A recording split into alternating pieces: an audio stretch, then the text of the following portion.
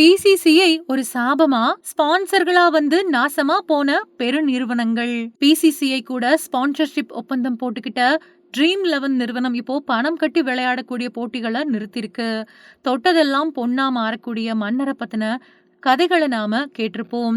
அந்த மாதிரி மன்னரா நினைச்சே பல தொழில் நிறுவனங்கள் பிசிசிஐ கூட விளம்பர ஒப்பந்தங்கள் பண்ணிக்கிச்சு. அது மூலமா அவங்களோட நிறுவனம் எல்லா தரப்பு மக்களையும் போய் சேரும் அப்படின்னு நம்புனாங்க. ஆனா கிரிக்கெட்டையும் தாண்டி சில காரணங்களால பிசிசிஐ கூட ஒப்பந்தம் மேற்கொண்ட சில நிறுவனங்கள் அடையாளம் தெரியாம அழிஞ்சு போயிட்டாங்க.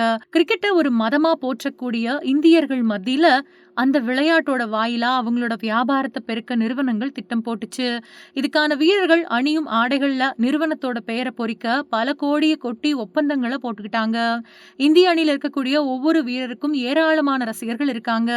இந்த நிலையில நட்சத்திர வீரர்கள் நிறுவனங்களோட பெயர்களை அவங்களோட ஆடைகள்ல பொறிச்சிருக்கிறதன் மூலமா வெகுஜன மக்கள் கிட்ட நாம ஈஸியா போய் சேருவோம் அப்படின்னு ஸ்பான்சர் பண்ணக்கூடிய நிறுவனங்கள் கணக்கு போடுறாங்க.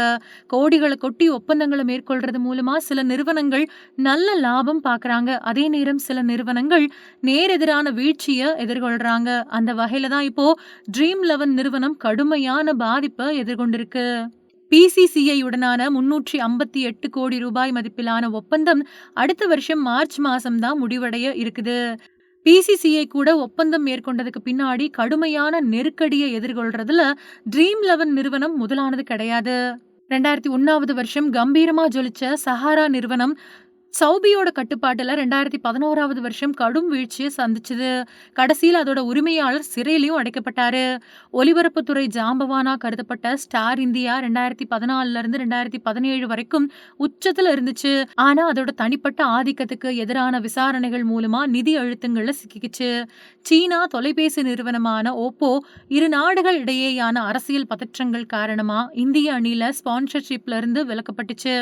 ஒரு காலத்துல இந்தியாவோட ரொம்பவுமே பிரபலமான கல்வி தொழில்நுட்ப நிறுவனமா இருந்த பைஜூஸ் இந்திய அணி அப்புறம் பிஃபா ஸ்பான்சர்ஷிப்களையும் கூட கைப்பற்றுச்சு. ஆனா கடன் அப்புறம் மோசடியால கடைசியில திவால் நிலையை எட்டுனதும் குறிப்பிடத்தக்கது.